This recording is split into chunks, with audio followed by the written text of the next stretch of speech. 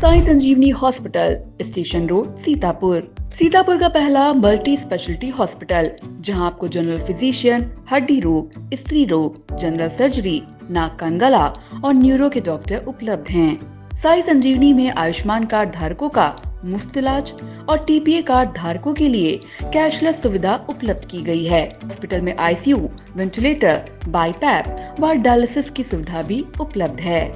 Sai Sanjeevani hospital, station road, Sitapur. At SEI, my feet trace the ancient rhythms of our heritage, weaving stories of culture and tradition. Each step is a celebration of our roots and a lesson in grace and perseverance. Singhania Educational Institute, cultivating knowledge.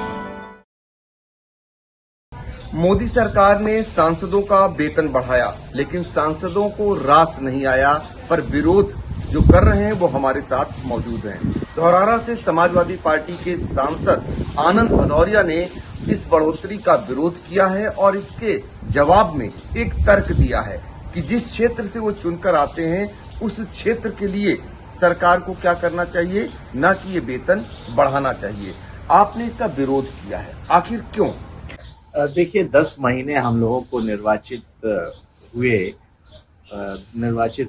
हैं और 10 महीने के अनुभव के आधार पर हम ये कह सकते हैं कि हम दिल्ली अपने वेतन भत्तों की बढ़ोतरी के लिए नहीं आए हैं, हम दिल्ली की चमक दमक देखने नहीं आए हैं, हम दिल्ली धौरहरा लोकसभा क्षेत्र की लाखों जनता की उम्मीदें लेकर के आए हैं। तो जब उन जनता की आशाओं पर खरा नहीं उतर पाएंगे और हम यहाँ से जनता के हित में कोई फैसले नहीं करा पाएंगे और ये फैसला सरकार लेती है कि सांसदों के वेतन और भत्ते में मामूली वृद्धि करके, तो कहीं ना कहीं जनता का भी जनता के भी मन में सवाल उठता है कि क्या सांसद सदन के अंदर अपने वेतन और भत्तों में बढ़ोतरी के लिए बैठे हैं। इसलिए हम लोग इसका विरोध कर रहे हैं। हमारा अपना मानना है कि अगर सरकार को बढ़ाना ही है तो सांसद विकास निधि को बढ़ाना चाहिए। जो क्षेत्रीय विकास निधि है वो अभी जो 2014 के पहले से जो क्षेत्रीय विकास निधि थी वही अभी है। एक विधायक की उत्तर प्रदेश में 5 करोड़ रुपए एक विधानसभा की है और सांसदों के 5 विधानसभाओं की भी वही 5 करोड़ सांसद निधि, उसमें भी 90 लाख जीएसटी और 10 लाख गड्डी जैसी कटता है। तो एक साल में 4 करोड़ रुपए।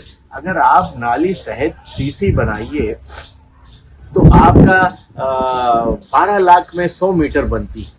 आप कल्पना कीजिए कि हम 5 साल के अंदर कितने मीटर अगर केवल सीसी बनाना चाहें तो मुश्किल से 5-10 ग्राम सभाएं परिपूर्ण हो पाएंगी। और जबकि 1000 के आसपास ग्राम सभाओं का हम लोग प्रतिनिधित्व करते हैं, 2000 बूथ का प्रतिनिधित्व करते हैं।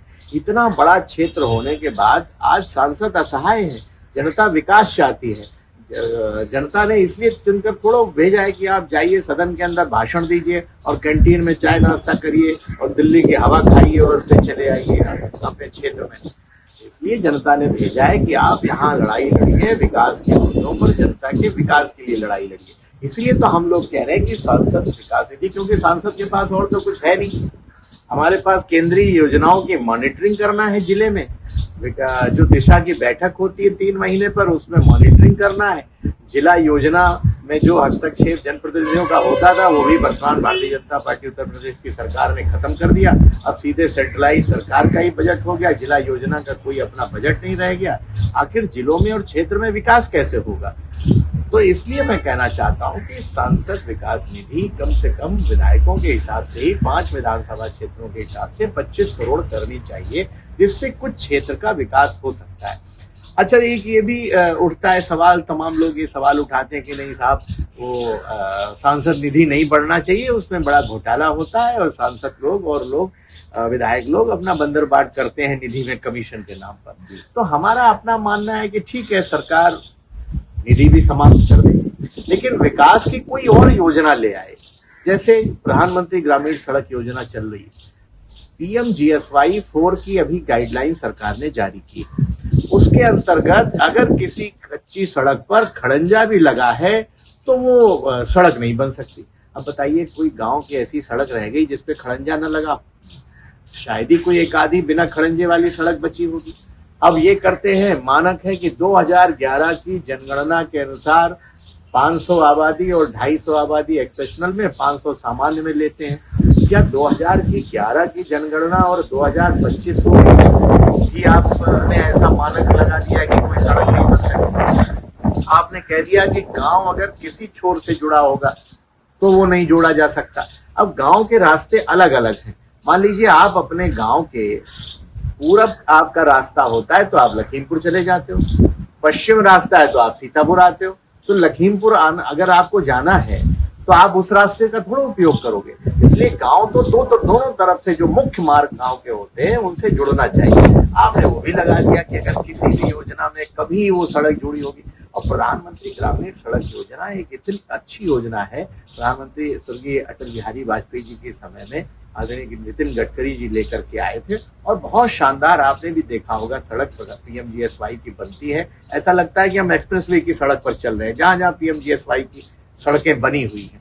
तो इसलिए हमारा कहना है कि आप समाप्त कर दीजिए वेतन भत्ते, आप समाप्त कर दीजिए सांसद निधि, लेकिन कम से कम प्रधानमंत्री ग्रामीण सड़क योजना के अंतर्गत आप कह दीजिए एक सांसद को 100 किलोमीटर सड़क हम इनके सांसद के प्रस्ताव पर देंगे। सांसद फील्ड में रहता है, उसे पता है कौन सी सड़क बननी है, कहाँ जनता की ज्यादा डिमांड है, हम लोग प्रस्ताव लिख करके दे देंगे। आप उस सड़क को बना दीजिए, टेंडर तो सरकार करती है, अपना जिसको चाहे वो बनाए, क्वालिटी के साथ कोई समझौता ना हो।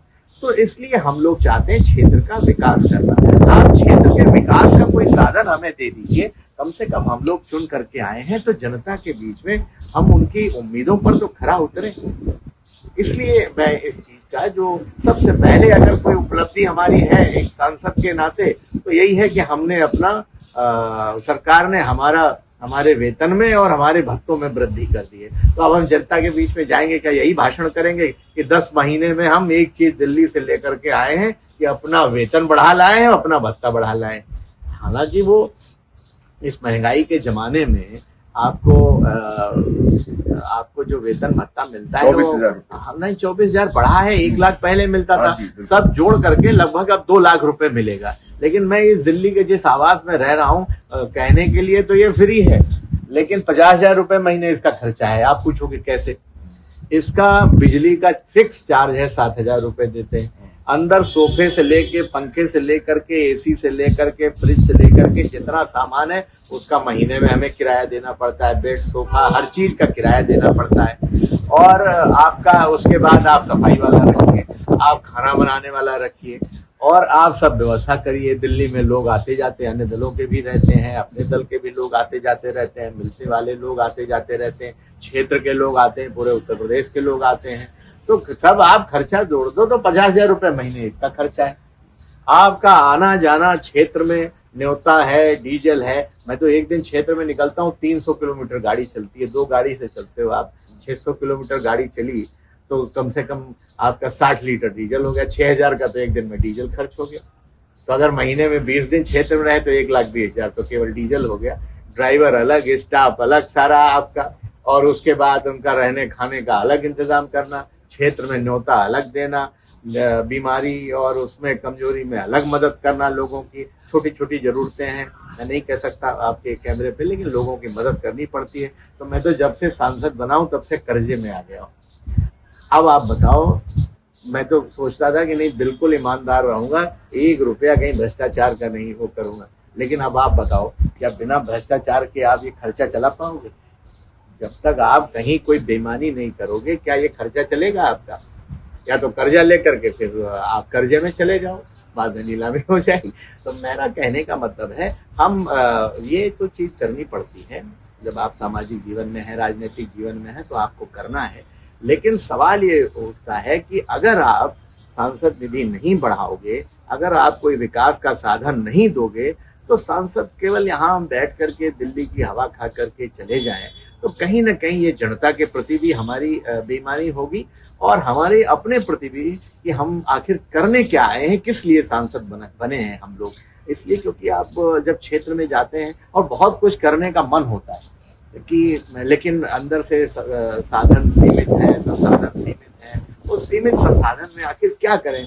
बहुत गरीब का मकान है, चाहते हैं बन जाए। प्रधानमंत्री आवास योजना के अंदर प्रस्ताव किए हैं, अभी जांच ही चल रही है। हम हर गांव के जिस भार्गव समाज के परिवार में मैं रह करके आया था, देख के भोजन करके आया था, अब उसका घर प्रधानमंत्री आवास योजना में दिया है, अब वो नहीं बना पा रहे। हमने फैसला किया है अपने मित्रों से, इष्ट मित्रों से इकट्ठा करेंगे, चंदा इकट्ठा करके उसका घर बनाने का काम हम लोग शुरुआत करेंगे। तो कहीं ना कहीं तमाम चीज, लेकिन एक घर आप बना सकते हो, लेकिन क्षेत्र में तो हजारों लोग इस तरह बेघर हैं, आप सबके घर तो नहीं बना सकते हो। जनता की सांसद से उम्मीदें हैं, और हम लोग उम्मीदों पर अगर खरा नहीं उतर पाएंगे तो ये जनता के साथ भी हम बेईमानी करेंगे और खुद के साथ भी बेईमानी करेंगे। तो देखिए 24,000 रुपए जो सरकार ने बढ़ाए हैं वो रास नहीं आ रहे हैं सांसदों को। उनका कहना है कि इससे बेहतर है कि सांसद निधि बढ़ाई जाए और जो योजनाओं के तहत क्षेत्र में विकास कार्य कराए जाते हैं, खासकर पीएम सड़क योजना, उसमें सांसदों का प्रतिनिधित्व बढ़ाया जाए, ताकि जब वो वापस अपने लोकसभा क्षेत्र में पहुंचे तो जिस जनता ने उन्हें चुनने का काम किया वो ये कह सके, वो ये बता सके कि उनके लिए ही वो लड़ते हैं और उनके लिए ही कार्य करते हैं। तो सभी अपने भविष्य को लेकर चिंतित रहते हैं। सांसद जी भी अपने भविष्य को लेकर चिंतित हैं कि ये 24,000 रुपए बढ़ाए जाने से उनका भविष्य कहीं सुनहरा नहीं दिख रहा है। बढ़ाना है तो सांसद निधि बढ़ाएं, बढ़ाना है तो जो केंद्र की योजनाएं हैं, पीएम सड़क योजना, उसमें उनका काम बढ़ाया जाए। सांसद निधि 25 करोड़ की जाए, ये मांग है धौरहरा से समाजवादी पार्टी के सांसद आनंद भदौरिया की, जो आजकल लोकसभा में तमाम मुद्दों को लेकर जोर शोर से उठाते आ रहे हैं। सीतापुर से आई इंडिया के लिए doctor Pankaj Singh Gaur. Sagal School is a place where we ponder our kids with care and creativity. We provide students the room to explore their imaginations and enhance their education. आपका बहुत बहुत आभार। महज 28 दिनों में 1 करोड़ 20 लाख दर्शकों की संख्या हुई पार। हर रोज 4.5 लाख लोग आई इंडिया को रहे देख। 2,10,000 घंटे किया जा रहा वॉच। 17,000 नए बने सब्सक्राइबर। प्रतिदिन नए कीर्तिमान गढ़ रहा खबर आपकी, नजर हमारी वाला आपका आई इंडिया। आई इंडिया को मिल रहे प्यार के लिए आपका तहे दिल से शुक्रिया।